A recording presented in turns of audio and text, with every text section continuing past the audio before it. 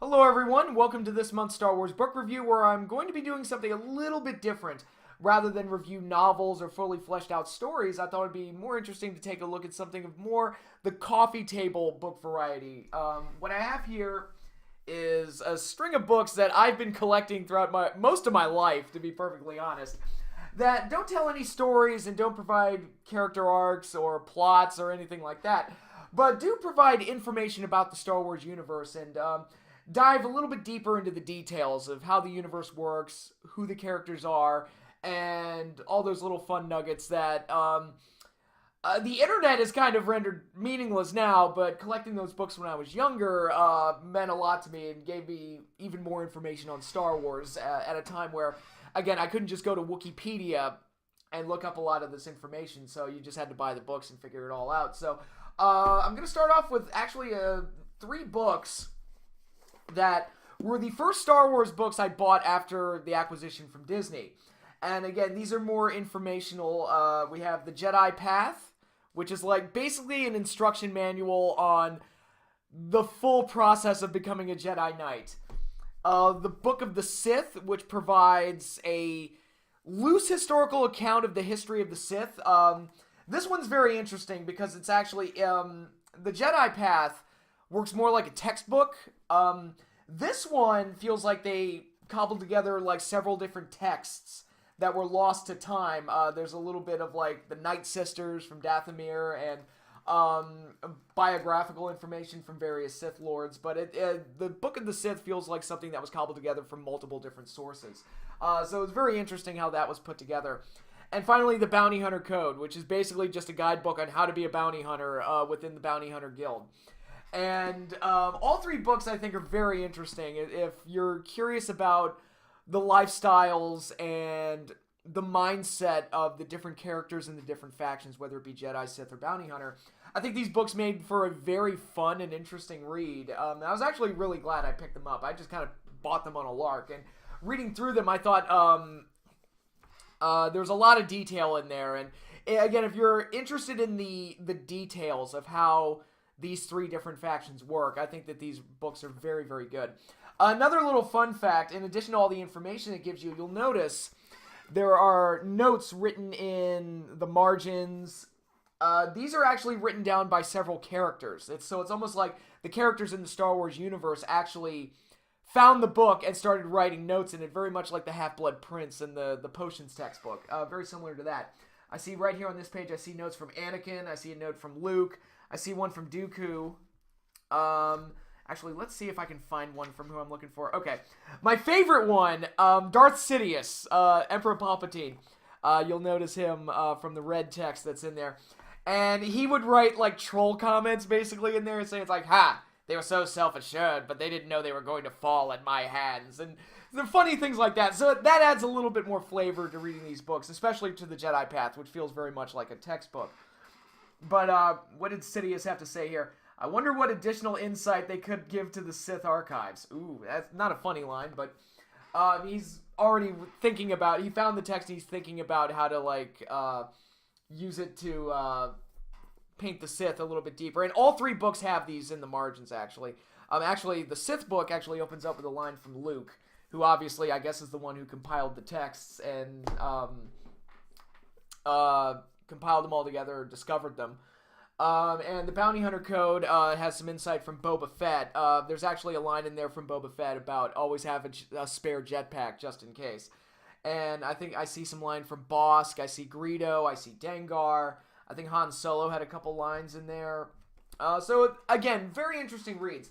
I don't recommend them if you're looking for story and character depth. That's not what these books are for, but if you want something fun, interesting, provides information on the Star Wars universe, I think all three of these books are definitely worth checking out and definitely worth your time. Next up, these are ones that are near and dear to my heart. These were some of the first Star Wars books I ever got. And they're the Essential Guides. The Essential Guide to the Characters and the Essential Guide to Weapons and Technology. They're pretty thorough. They don't look that thick, but they're surprisingly thorough. And basically, they just deliver what they promise. They give you details and biographies on weapons and technology, and the characters of the Star Wars universe. And in Star Wars, for the character book, it doesn't limit itself to just the movies. It even goes into the expanded universe. I actually just opened up. Here's Mara Jade. And they have these cool little illustrations as well, as far as, in addition to delivering biographies on each of the characters and bringing you up to speed on what they were during... Oh, here's my guy, Dorsk81. Those of you who remember my review of Darksaber, I'm a big Dorsk81 fan. So, yeah, it's surprisingly thorough, and actually, these books were, in some cases, some of the first time I got exposed to some of these characters. Let's see if I can find the one I was looking for. Do they not have these alphabetically? I feel like I should know that already. Let's find him. Oh, you know what? They have it by last name. Here's the one I'm looking for.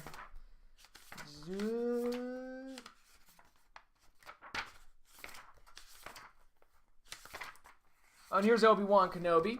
There's a good one. And actually, a lot of the movie characters, they go really in-depth. You'll see right here, Kenobi's got several pages dedicated to him. Where is that one I'm looking for? There he is. Okay, so this book was the first time that I got exposed to XR Kun. And by extension, also the first time I got exposed to the idea of a double-sided lightsaber. As I've said in previous reviews, Darth Maul was not the one, although I guess he was the one that made the idea popular. He was not the first character to use it. That was XR Kun. And when I read about him in that book, I was like, I need to see more of this guy, because that guy sounds awesome. Then I got exposed to the Jedi Academy trilogy, which admittedly not great, but still, it was nice to see XR Kun get used. And actually, his lightsaber, his double-sided lightsaber, is featured in the technology guide. I don't know if I'm going to be... I probably should have prepared a little bit more before doing this, but here you can see the Turbolasers with a lot of detail on how the weapons work and an explanation of the weapons. So, things like that. It's, oh, there's Slave One's homing beacon. That's interesting. So yeah, I think those books, if you can find them, I think they're a very nice, like, interesting piece. Obviously, they're rendered kind of meaningless now that things like Wookiepedia exist. But, you know, again, before I had access to the internet, I only had those books. And I think the books are very interesting reads. I have a wealth of detail to them, and are definitely worth checking out, or at least they were back then. Again, with the internet, you can find, there's nothing in those books that you can't find on the internet now, basically, but at the time, as a kid, I really appreciated having those, and I think they did one for spaceships as well. I wish I had that. Obviously, I don't, but God, I'd like to have that, because obviously the weapons and technology book doesn't go into ships, but overall, really, really cool books. I really enjoy them, and were a big part of my childhood. Also a big part of my childhood is this little sucker right here, the Illustrated Star Wars Universe. You'll notice art is done by Ralph McQuarrie, the late, great Ralph McQuarrie, whose concept art for the original film shaped the Star Wars universe and how it looks. And so to get a book that's not only dedicated to... providing additional detail on all the different worlds of the Star Wars universe, as you can see right there, there's Hoth. And it's basically what it does. It just goes planet by planet, place by place, and provides all this great wealth of detail with Ralph McQuarrie's art. And you can see right there, it looks absolutely beautiful. Terrific stuff. Here's a great... that's Endor right there in the Ewok, one of the Ewok villages. Looks absolutely beautiful, and all of this stuff is just really terrific. And if you're a Star Wars fan, having this much knowledge in all the different locations is not only great, but to have that visual of Ralph McQuarrie's art to kind of highlight the text, I think is great. And actually, right here, you'll notice... let's see if I can find it. I just thought of it. Here we go. I think that's it.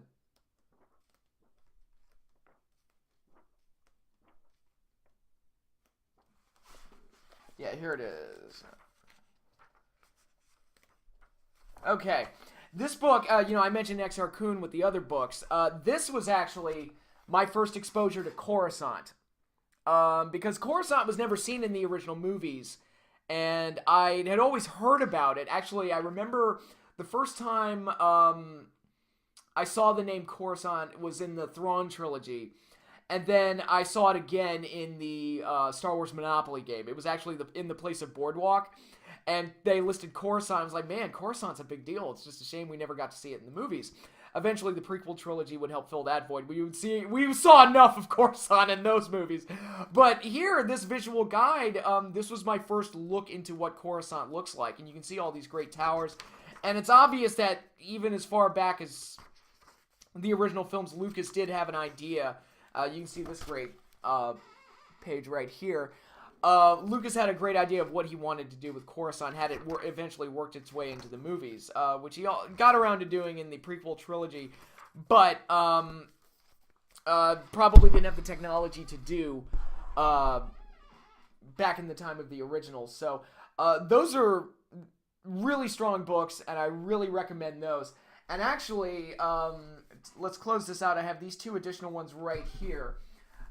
This one's definitely very light on content, but very cool on illustrations. The Ultimate Guide to Star Wars Vehicles and Spacecraft, incredible cross-section. So here, and I've seen this a lot with Star Trek, where they'll have diagrams of the entire ships, but not so much with Star Wars, not until I saw this book. And you can see right here, it doesn't have all the vehicles, but it has a lot of the big ones. I see it's got Star Destroyer, TIE Fighter, Death Star, Sandcrawler, the Millennium Falcon, Jabba's Sail Barge, the Slave One, the AT-ST, the AT-AT. So it's got a lot of the big ones that we would want. You can see this wonderful... let's pull out the Death Star. I don't even know if I can get this whole thing out there. This whole display for the Death Star, it looks great. They have special details and all the different little... contraptions and designs and how the things work and explaining the different components of each vehicle, and that was really cool to me to have these diagrams. Here's a wonderful shot of the X-Wing and going into its inner workings and explaining how everything works. And this is all stuff, again, it shows that, you know, when you're a fan of something and you really care about the universe and all the details, it's amazing how far people will go with it. So, let's see, I want to let's show you guys the Millennium Falcon before I close up on this book. Right here. The Millennium Falcon. Doesn't that look neat? All of Han Solo's illegal modifications there on full display.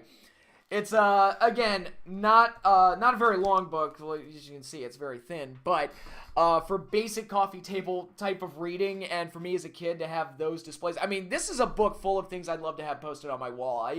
When I was younger, I considered, like, taking the pages out of the book and just kind of posting them on the wall. I'm looking back on it, and I'm glad I didn't do that, because all of those pictures would be gone now, and I wouldn't have this book anymore. And finally, let's close out with the Visual Dictionary, the Ultimate Guide to Star Wars Characters and Creatures.